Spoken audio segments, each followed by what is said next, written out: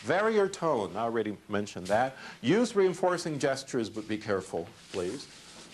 Meaning that the gestures you use with your hands, okay, with your head movement, should be able to reinforce what you're saying orally. You know, you're talking about adding to something or putting one thing on top of another. There are some gestures that help do that. You use too many of them, all you're doing is making people very uncomfortable. It's irritating when people just flap their wings around and take your attention away.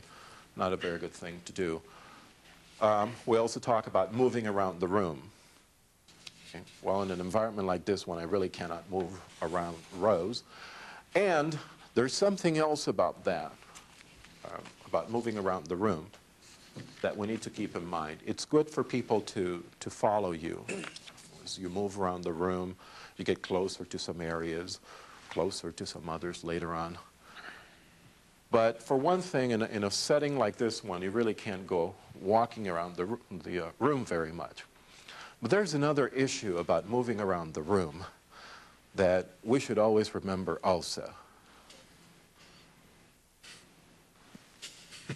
How does that feel? Okay.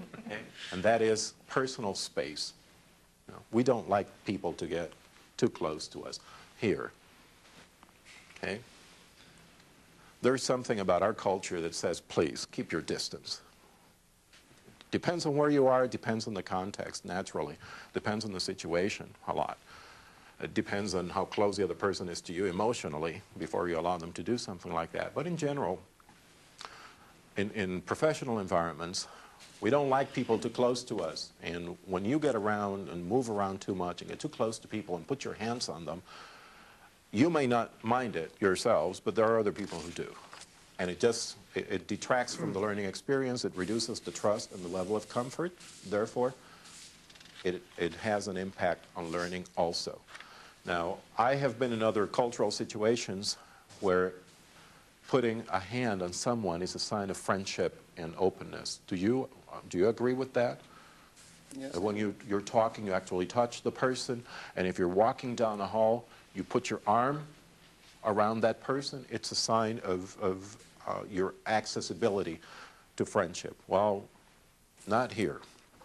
Okay? In our environment primarily, there's got to be some distance. And teachers or instructors or facilitators of learning who get too close make us very uncomfortable. Not only is the proximity of the person a bother, but what else? Where was your attention when I was sitting on his shoulder? Checking his reaction. Him, yeah. He becomes the focus of attention, and it's distracting.